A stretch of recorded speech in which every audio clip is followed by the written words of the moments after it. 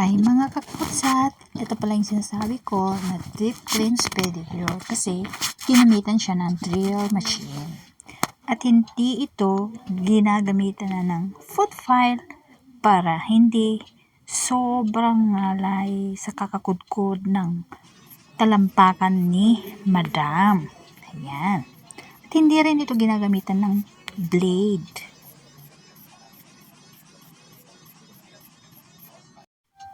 At maya-maya ipapakita ko yung mga nakaraan kong ginawa, mga previous na long time ago.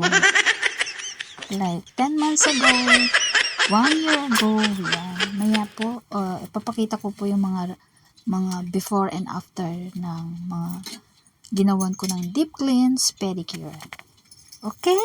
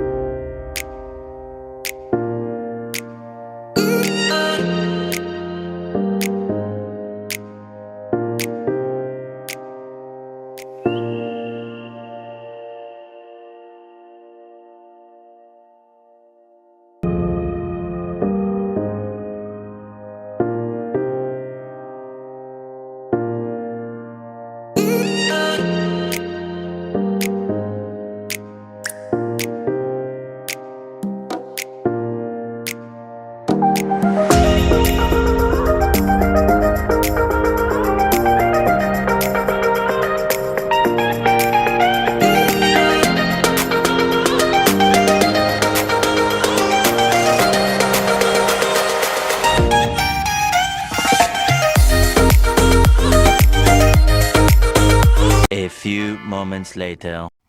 Pasensya na at ito lang yung mga sample ko na ginawan ko dati, pero yung mga last kasi hindi ko na siya nakuhanan, pero marami na yan dati, marami na akong na linisan na deep cleanse pedicure, pero yan lang yung mga nakuhanan ko. At ito yung po yung mga gamit ko.